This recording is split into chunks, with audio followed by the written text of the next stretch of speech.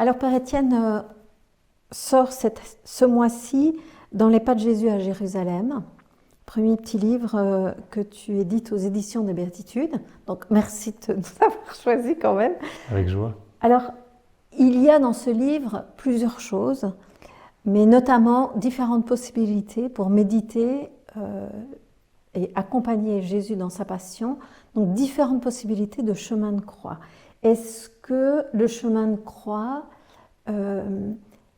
apparemment, certains disent que c'est plus du tout vendable, mais ça nous aide quand même à comprendre l'amour de Dieu, non?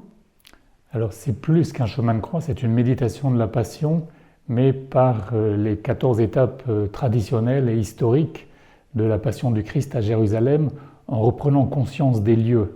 Et la meilleure école de l'amour, c'est contempler Jésus souffrant, mourant et ressuscitant pour nous.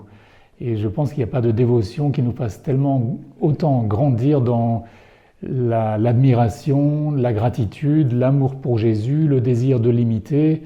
Et puis c'est une dévotion, cette passion du Christ qui nous motive pour aimer comme il a aimé, qui nous invite à accepter aussi les contrariétés, les épreuves dans cette existence. Et c'est capable, je l'ai expérimenté et je le vois, d'enflammer les cœurs les plus durs et plus glaciaux. Dans ce livre, il n'y a pas seulement des méditations, mais il y a aussi comme un aggiornamento de ce qu'on connaît, que ce soit au niveau de certains sites archéologiques qui ont été redécouverts, différentes découvertes, parce que tu as vécu assez longtemps en Israël. Tu peux nous donner quelques exemples pour donner envie aux personnes qui nous regardent justement de se procurer ce livre? Alors il est vrai que la forme actuelle du chemin de croix a seulement 500 ans, mais c'est une dévotion et un principe qui a existé depuis l'origine, depuis l'événement même. Marie en personne méditait les événements de l'amour de son fils livré en parcourant les ruelles de Jérusalem.